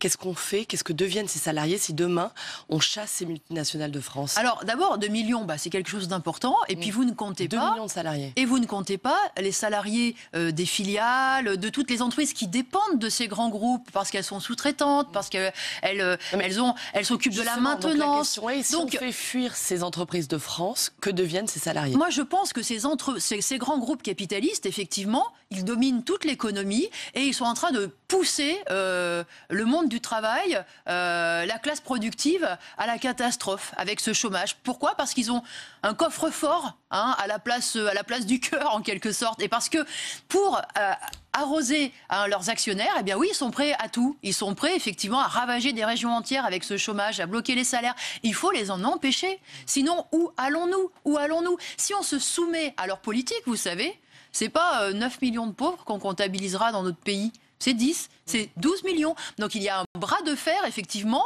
à mener contre ces grands groupes. Et de la même manière, au-delà des grands groupes, qu'est-ce que vous répondez aux petits patrons qui ont des difficultés financières? Vous les forcez à embaucher? Mais je leur dis de licencier alors qu'eux-mêmes sont dans des grandes difficultés financières? Je leur dis que ça va résoudre une grande partie de leurs difficultés. Parce que la difficulté de ces entreprises, vous savez, la première, c'est de ne pas avoir de clients. C'est que justement les classes populaires sont tellement appauvries aujourd'hui qu'elles ont bien du mal à consommer, à faire réparer leurs voitures, voilà. Et effectivement, lutter contre le chômage, lutter contre la misère, eh bien, ça va aussi de pair avec leur intérêt. Moi, c'est ce que je pense. Et vous savez, ces grands groupes, moi, j'insiste parce que je pense qu'il faut prendre le problème par ce bout-là, parce que c'est eux en fait qui dominent, mais y compris ces petites entreprises, qui les étranglent en leur imposant des contrats. Des contrats inégalitaires, de dominé à dominant. Il faut prendre le problème par ces grands groupes. Et moi, quand je les entends, quand j'entends les dirigeants, ils parlent comme si leurs intérêts, l'intérêt de leur entreprise, de leur multinationale, correspondait à l'intérêt de toute la population. La réalité, c'est qu'il y a des centaines de milliers d'ouvriers, de femmes et d'hommes qui travaillent pour eux, mais il n'y a qu'une minorité qui profite de toutes ces richesses. C'est la minorité, effectivement, capitaliste. C'est parfois des grandes familles bourgeoises. Ce n'est absolument pas l'intérêt collectif. Donc l'intérêt collectif, c'est au contraire que ces entreprises, elles fonctionnent pour, effectivement, créer des emplois, pour satisfaire les besoins aussi de la population, pour investir réellement, ce qui n'est pas le cas aujourd'hui. Néanmoins, pardonnez-moi, vous ne répondez pas à la question qui est comment empêcher ces entreprises de quitter la France? Ah mais moi je suis pour... Elles partiront. Les investissements, la croissance et l'emploi. Vous me dites que si elles menacent de partir... Eh bien moi, je pense qu'il faut les menacer d'être expropriées. Il faut les menacer de réquisition. On va y venir. Mais avant cela, votre deuxième grand chantier, votre deuxième mesure phare dans le programme, c'est la répartition du travail pour tous. Vous voulez donc réduire le temps de travail, mais avec une compensation à 100%, c'est-à-dire par exemple, si on travaille 32 heures, on serait compensé à 100%, c'est-à-dire payé 39 heures. C'est bien ça. Bien sûr. Et je suis aussi pour augmenter les salaires. Parce qu'aujourd'hui, avec un SMIC, on a beaucoup de mal. On peut travailler, effectivement, s'user au boulot, faire des journées, et toutes les femmes de ménage, les aides à domicile, elles font des journées fractionnées avec donc du coup un temps incroyable dans les transports, et tout ça pour des fois 900 €, 800 €. Pour le SMIC, 1 000 €, eh bien, ça veut dire que ce sont des travailleurs pauvres. Et il y en a plusieurs millions dans le pays. Donc, effectivement, il faut absolument maintenir un salaire complet. Et moi, je suis pour que ce minimum salaire soit élevé à 1 800 € net par mois. Quant à la répartition du travail, ça me semble tellement évident aussi. Parce que quand on voit que les horaires, la charge de travail s'est alourdie de partout, et c'est vrai dans le privé, c'est vrai dans le public aussi. Regardez ce qui se passe dans les hôpitaux avec les infirmières, les aides-soignantes qui expliquent qu'elles ne peuvent même pas prendre leur jour de congé, qui courent en permanence, qui sont... il faudrait qu'elles aient 4 bras. Bon, eh bien, il faut effectivement soulager cette charge de travail en embauchant des jeunes. Et voilà comment on pourrait résoudre le chômage. Pour moi, en tout cas, c'est une priorité, c'est une nécessité. Vous parliez à l'instant de lutte contre la pauvreté. En matière de lutte contre la pauvreté, qu'est-ce que vous pensez du revenu universel proposé par Benoît Hamon ? Je pense que les millions de femmes et d'hommes qui aujourd'hui galèrent dans la pauvreté parce qu'ils n'ont droit qu'à des petits jobs, vous y seriez favorable. Ils rêvent à un emploi, ils rêvent d'un emploi. Ils rêvent d'un emploi et moi je ne suis pas d'accord avec cette aumône-là de 750 € consistant à dire comme il n'y aura pas de place pour tout le monde, et on vous donne quand même... Le revenu universel, c'est une aumône? Mais oui, c'est exactement comme ça que M. Hamon l'a présenté, en expliquant que comme il va y avoir de la modernisation, plus de machines, il n'y aura pas du travail pour tous, donc il faut assurer un minimum. Non, désolé. Même s'il y a moins de travail effectivement à faire, il faut qu'on se le répartisse et que chacun puisse être intégré à une activité utile. Moi, je crois que le travail, c'est aussi la dignité. Et je pense que ceux qui sont invalides, handicapés, doivent aussi avoir leur place. On doit pouvoir tous travailler en fonction, effectivement, de ses moyens. Nathalie Arthaud, vous portez une candidature ouvrière. Aujourd'hui, dans cette campagne, dans cette élection, un ouvrier sur 2 en France s'apprête à voter, ou dit être prêt à voter, Front National, Marine Le Pen. Pourquoi la classe ouvrière s'est complètement détournée de vous, de ses représentants? Alors d'abord, c'est pas l'échec de lutte ouvrière, c'est d'abord l'échec de la gauche gouvernementale, parce que c'était l'électorat du Parti communiste, l'électorat du Parti socialiste et de la gauche révolutionnaire. Et en partie, mais vous savez, nous, finalement, vous avez souligné mon score en 2012. Je ne crois pas que je vais perdre beaucoup d'électeurs, vous voyez. Non, je crois que, effectivement, tout un électorat populaire a été désorienté, écœuré par les reniements de la gauche, qui à chaque fois brandit des promesses. Vous savez, il faut se souvenir de la campagne de 2012. Il faut se souvenir de la promesse de M. Hollande. Alors bon, c'est la finance, c'est mon ennemi, mais aussi les 75%. Je parle de vous, je parle de la gauche révolutionnaire. Oui, mais moi je vous dis que c'est ceux-là qui se tournent vers le Front National. Ils votaient pour le Parti socialiste et le Parti communiste. Donc c'est d'abord et avant tout leur échec et leur passage effectivement au gouvernement où à chaque fois, finalement, ils se plient au diktat du grand patronat. C'est ça la réalité. Aujourd'hui, ces travailleurs sont désorientés, sont déboussolés et ils sont prêts à se jeter dans les bras du pire charlatan. Oui, Marine Le Pen. Et moi, ça, je vais profiter de cette campagne pour dire tout le mal que je pense de sa politique. Parce que sa politique, elle consiste à dresser les travailleurs les uns contre les autres, alors qu'il faudrait au contraire s'unir collectivement et demander des comptes à ceux qui prennent les décisions de licencier, de fermer des usines, de bloquer les salaires, de faire reculer la condition ouvrière. C'est-à-dire le grand patronat. Donc voilà, moi je suis là pour dire oui, il y a une opposition à ces politiques anti-ouvrières. Il y a une opposition, mais à l'opposé de Marine Le Pen, une opposition ouvrière, de conscience et de combativité ouvrière. Alors, Nathalie Arthaud, vous prenez l'expropriation de la grande bourgeoisie. C'est quoi pour vous la grande bourgeoisie? À partir de quand est-on un grand bourgeois? Tout simplement à partir du moment où on n'a plus rien besoin de faire de ses 10 doigts. Où on n'a plus besoin de travailler, où son travail qu'on a investi ici et là, fait des petits, tout seul, qu'on peut dormir sur ses 2 oreilles, et puis se relever le matin avec plusieurs milliers d'euros sur son compte en banque. Voilà. Donc c'est ceux qui concentrent, tout simplement, les exproprient. C'est ceux qui concentrent les capitaux. Et ce que je dis, c'est que ceux qui, effectivement, ne dirigent ces grands groupes que pour leur rapacité, pour leurs intérêts égoïstes, qui suppriment des emplois pour encore devenir plus riches en appauvrissant la population, oui, s'ils ne respectent pas cette contrainte que j'ai dit, d'arrêter cette hémorragie de licenciement, de répartir le travail entre tous, oui, il faut les exproprier, voilà, tout simplement. Vous savez, ces fortunes qu'ils ont édifiées, ils l'ont édifié sur le travail volé, en fait, de générations de travailleurs. Et moi, je pense qu'on ne doit pas subir cette dictature et se vouer comme ça à être des esclaves d'une politique qui est contraire à nos intérêts. Et alors, après l'expropriation, vous nationalisez les banques, les usines. Pour vous, quoi qu'il arrive, l'État fera mieux que n'importe quel opérateur privé? Les travailleurs, collectivement, je n'ai pas parlé de l'État, parce que moi, je pense que aujourd'hui, les conseils d'administration, ils sont effectivement tenus par ceux qui possèdent les capitaux, par les grands actionnaires, qui ont les principaux, qui ont placé leur argent là. Moi, je pense que ces conseils d'administration devraient être composés pas par les salariés de l'entreprise, par des représentants de la population, des consommateurs, par la société. Je ne parle pas d'un État qui serait au-dessus de la population, je parle bel et bien de la population elle-même. Parce que je pense que si on fait tourner vous savez, les entreprises, on est aussi capable de prendre un certain nombre de décisions. Très rapidement. Que vous inspire Nathalie Arthaud, que vous inspire Emmanuel Macron? Est-ce qu'il est de gauche pour vous? Mais moi, gauche, droite, vous savez, ça fait longtemps que ce n'est plus des critères pour moi, parce qu'au gouvernement, ils ont tous mené une politique anti-ouvrière. Est-ce que Monsieur vous Macron, voterez pour lui on en l'a cas vu de second pendant tour face à Marine Le Pen 2 ans. On l'a vu pendant 2 ans, être l'initiateur même de 2 lois anti-ouvrières, Monsieur Macron.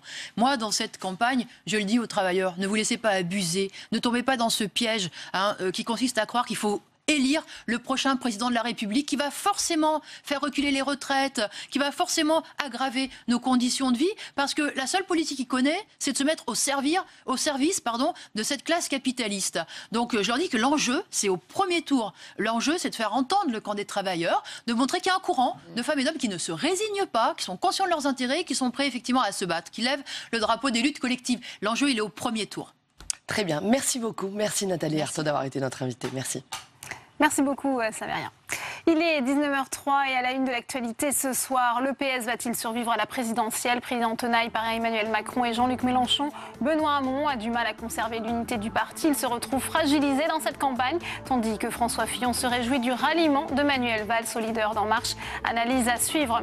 Le grand oral des candidats face aux agriculteurs. À l'occasion du congrès de la FNSEA, ils ont détaillé leurs propositions pour le monde agricole. Marine Le Pen a défendu le patriotisme alimentaire. Emmanuel Macron, l'Europe. Vous les entendrez dans cette édition. On les appelle les fake news, ces informations bidons qui se propagent à vitesse grand V sur les réseaux sociaux notamment. Elles sont accusées d'avoir favorisé l'élection de Trump aux États-Unis. Une sénatrice propose de sanctionner d'1 an de prison les auteurs de ces fausses informations. Le débat dans un instant. Et je vous rappelle que vous pouvez toujours réagir à cette émission en direct sur Twitter, #présidentielle360.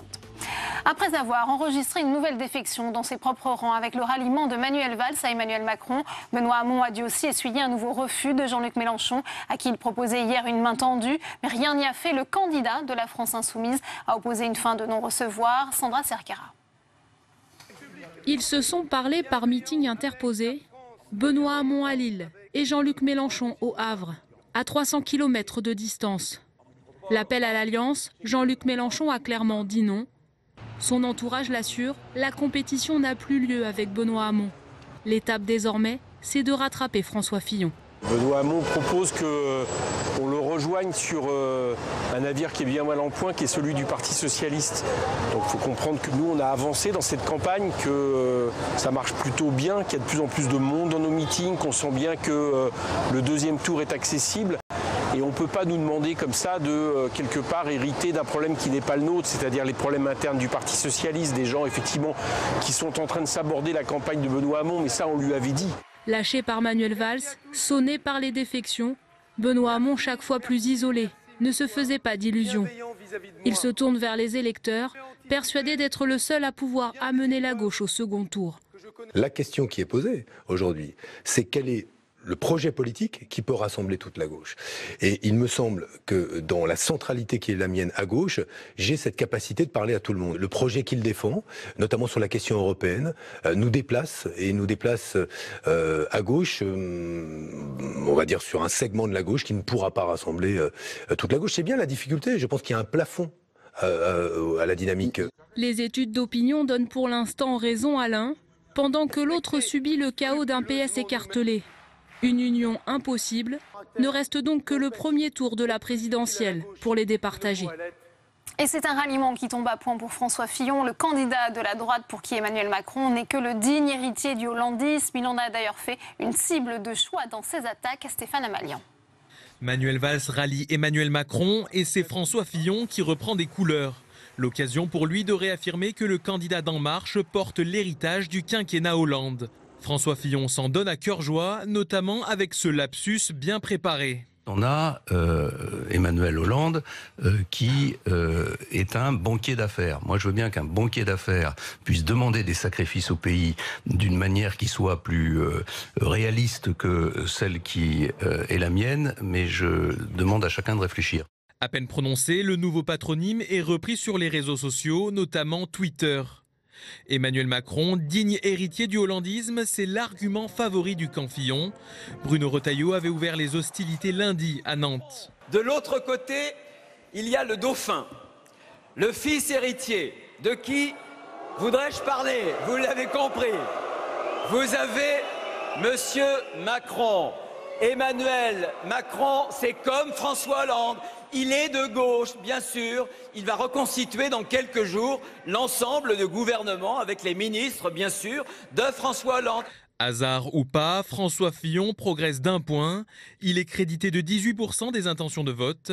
Un sondage réalisé au moment de la mise en examen de Pénélope Fillon. Et je vous le dis comme ça, les yeux dans les yeux, ici, jamais les juges ne pourront démontrer que l'emploi de mon épouse était fictif. Malgré une légère progression, François Fillon reste sous la barre des 20% depuis plus d'1 mois.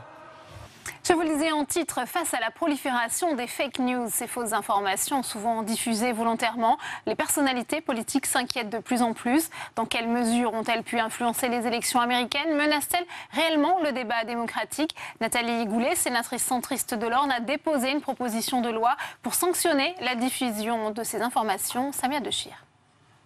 Emmanuel Macron financé par l'Arabie Saoudite, Jean-Luc Mélenchon propriétaire d'une Rolex, les fake news ou fausses nouvelles pullulent sur Internet.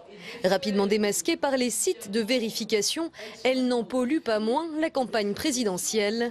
Mais la législation ne permet pas de condamner les acteurs d'Internet. La sénatrice Nathalie Goulet a donc déposé une proposition de loi pour combler le vide juridique, rédigée à l'aide de l'avocat d'Anne Cheffet. Il est urgent, il est même très urgent de rendre responsables les acteurs d'Internet pour le contenu dans le sens général du terme. Alors les fake news, ça fait partie de ce contenu qui malheureusement est diffusé sur l'Internet par des médias sociaux et par des moteurs de recherche, etc., en toute impunité. La proposition de loi vise à faire de la diffusion de fausses nouvelles un délit. Délit qui serait puni d'1 an de prison avec sursis et 15 000 € d'amende. Seraient concernés les auteurs de fausses nouvelles dont la publication est de nature à tromper et influencer directement le public et dont l'annonce a été faite de mauvaise foi. Une définition qui pourrait encore évoluer. Alors ça pose évidemment des problèmes parce que si on définit la fausse nouvelle, par opposition, on va définir la vraie.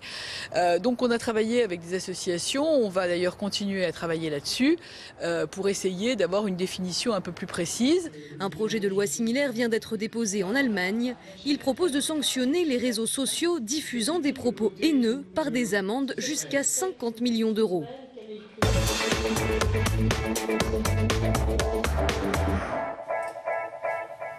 Et on ouvre le débat dans Présidentiel 360 avec mes invités sur ce plateau ce soir. Dan Cheffet, bonsoir. Vous êtes avocat à la Cour de Paris. Vous avez conseillé, on vous a vu, la sénatrice Nathalie Goulet sur cette proposition de loi. On va en parler dans un instant. Antoine Baillet est également avec nous. Bonsoir. Vous êtes directeur de l'information numérique de France Info. Merci d'avoir accepté notre invitation. Gérald Bronner, bonsoir. Vous êtes sociologue, auteur de La démocratie des crédules aux presses universitaires de France. Vous revenez dans cet ouvrage sur les théories du complot. On va également aborder cette question dans notre débat. Et enfin, Christian Delporte, bonsoir. Bonsoir. Professeur d'histoire contemporaine à l'université de Versailles, Saint-Quentin en Yvelines. Vous êtes spécialiste des médias et de la communication politique. Merci d'être avec nous. Dan Cheffet, est-ce que cette proposition de loi, cette réponse législative, c'est une solution adaptée, appropriée à ce qu'on appelle donc ces fake news qui, on l'a dit, se propagent à la vitesse grand V, notamment sur les réseaux sociaux? Probablement pas. Le sujet est extrêmement controversé, d'un point de vue juridique extrêmement compliqué. Quand on vient d'entendre, le sujet préoccupe aussi nos amis allemands.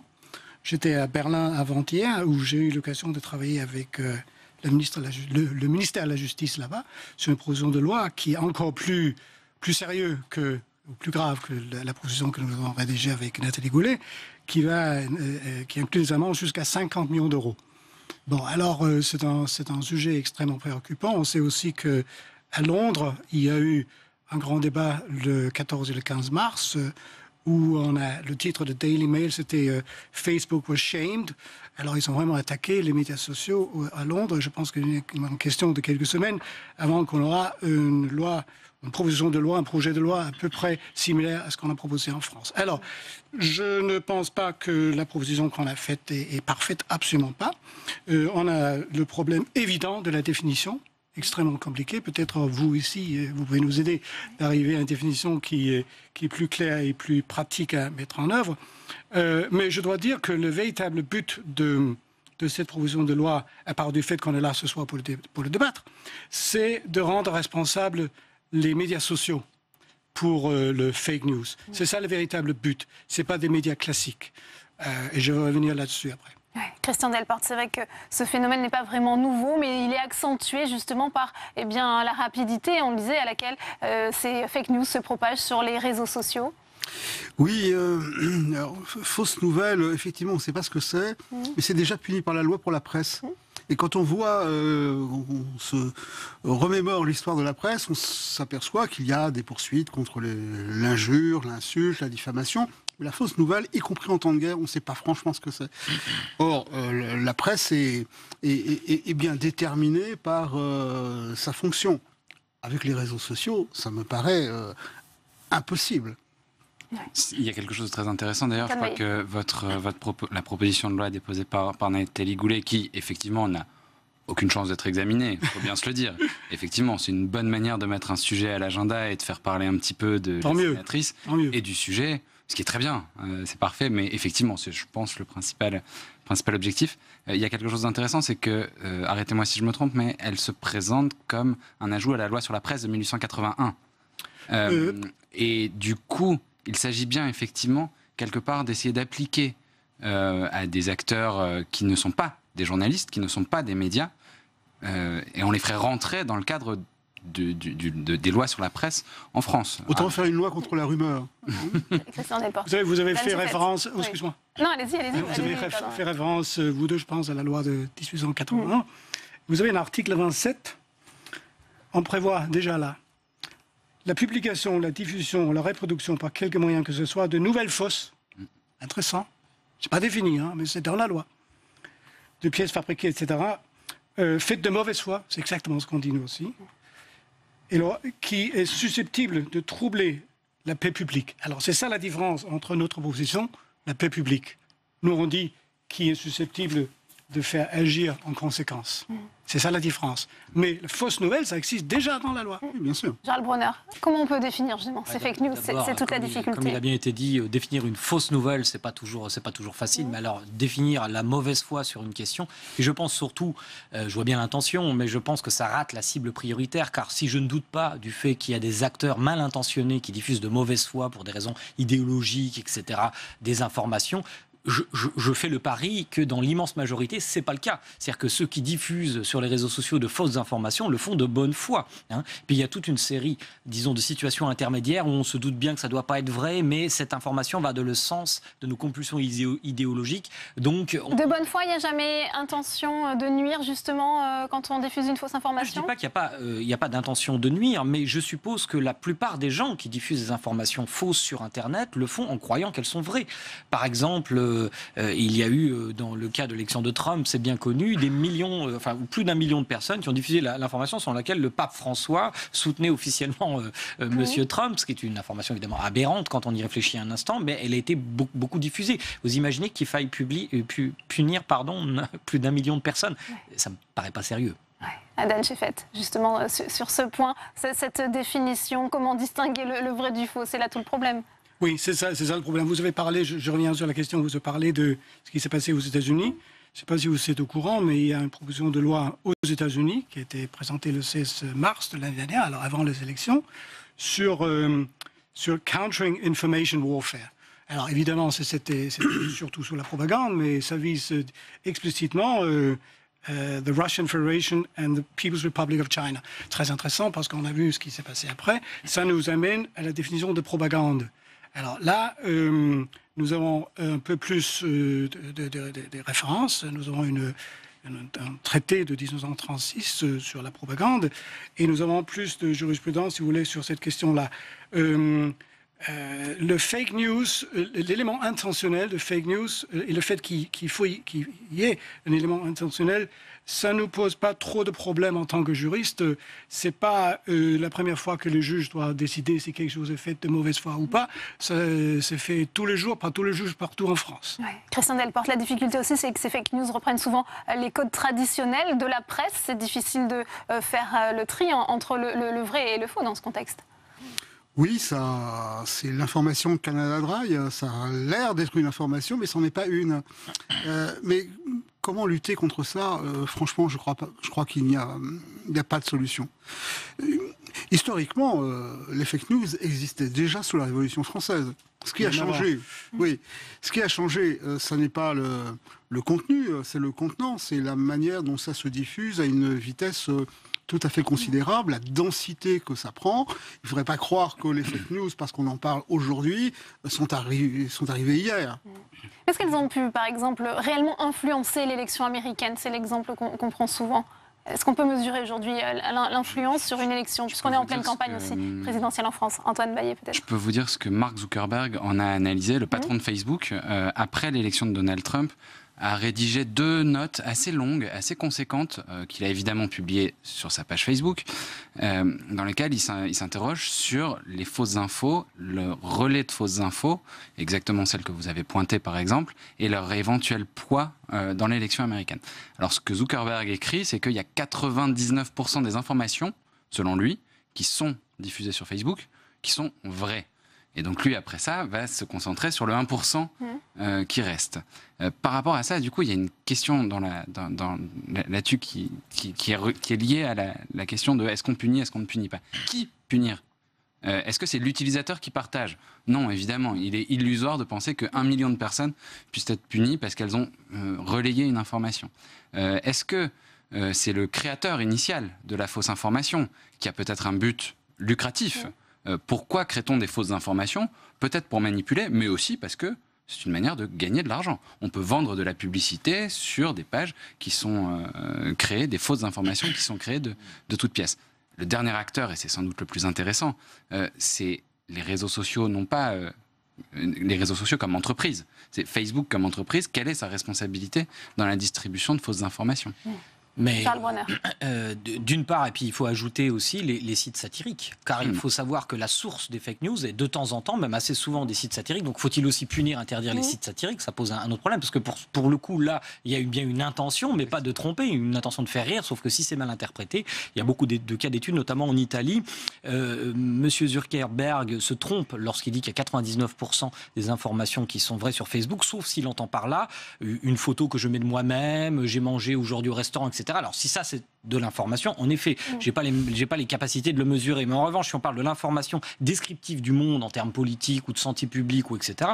Par exemple, il était montré par Walter Quattrocecchi en Italie et aux États-Unis qu'il y avait à peu près 3 fois plus d'individus qui diffusaient de l'information de type conspirationniste par rapport à des individus qui diffusent de l'information de type scientifique. Donc vous voyez bien, là c'est un peu le combat de Léonidas contre Xerxès, quoi, hein. Donc il y a vraiment un rapport de force asymétrique sur lequel on doit se pencher avec beaucoup de sérieux. Ouais.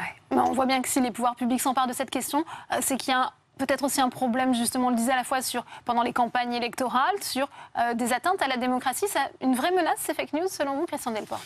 Écoutez, je pense que c'est caractéristique d'un état d'esprit général. Je veux dire que ces fausses nouvelles, elles n'arrivent pas par hasard, elles arrivent toujours dans un certain climat.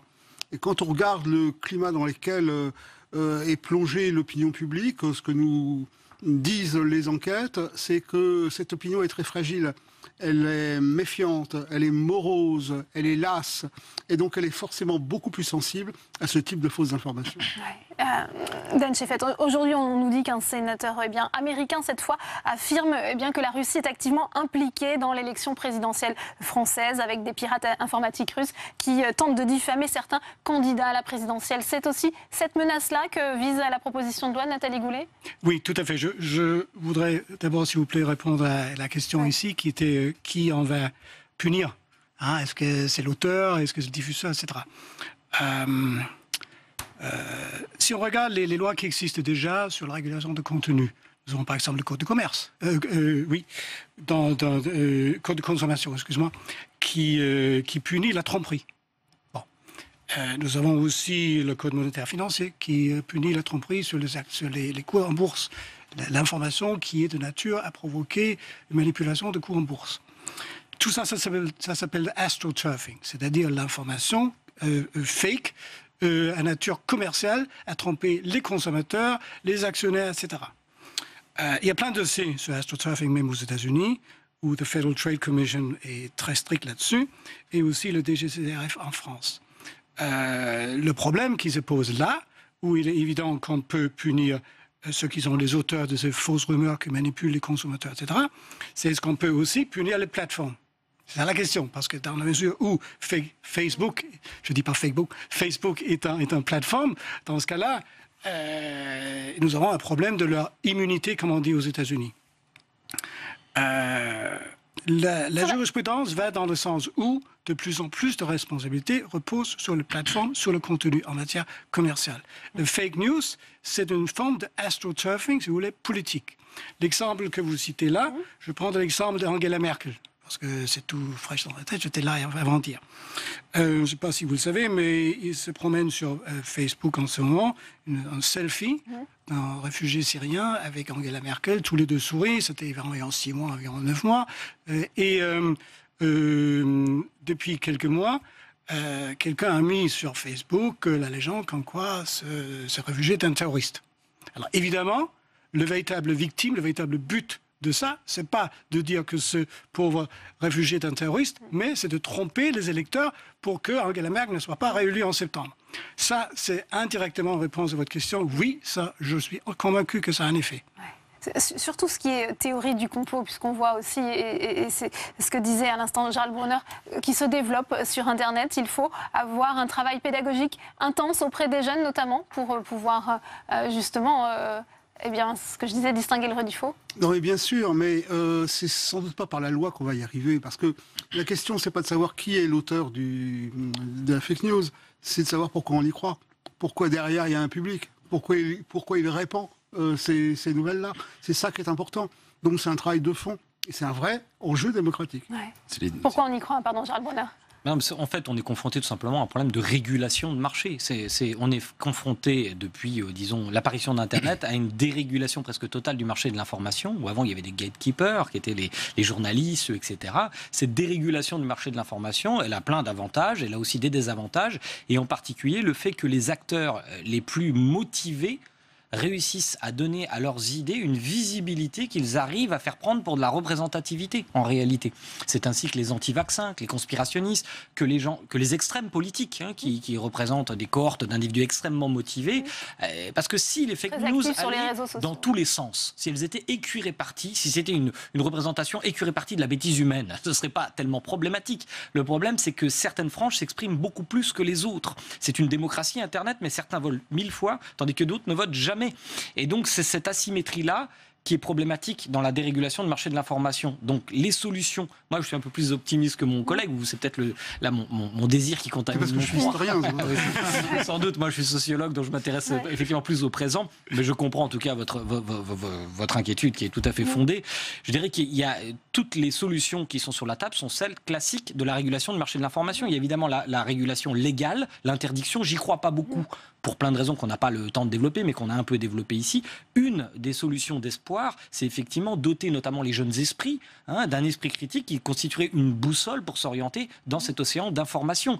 Et là, je dirais que la psychologie cognitive de l'erreur a fait tellement de progrès depuis les années 80, on va dire, fin des années 70 et années 80, parce que c'est une des raisons qui fait que ces propositions, elles ont beaucoup de succès, c'est qu'elles surfent en quelque sorte sur le fonctionnement ordinaire de l'esprit, sur un certain nombre d'erreurs. Par exemple, la confusion entre corrélation et causalité est une des sources d'inspiration du conspirationnisme. Donc, c'est pas tellement contre le conspirationnisme qu'il faut lutter à l'école, mais plutôt apprendre à reconnaître la confusion entre une corrélation et une causalité, par exemple. Ça a un impact aussi sur la pratique du journalisme. Ça sera ma dernière question, Antoine Baillet.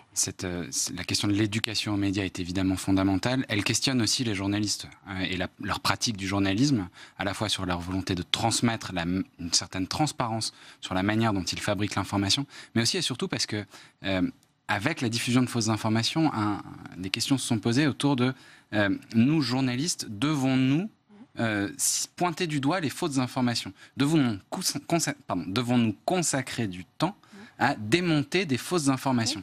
C'est une pratique journalistique qui s'est développée ces dernières années, et pour le coup, je pense que c'est une pratique extrêmement vertueuse parce qu'elle va parler des sujets que les personnes se partagent dans leur vie privée sur les réseaux sociaux. Et les journalistes, à ce moment-là, prennent le temps de descendre un petit peu des sujets qui sont les leurs pour aller parler des contenus que les internautes sont en train de se partager et leur dire non, arrêtez de vous partager ça.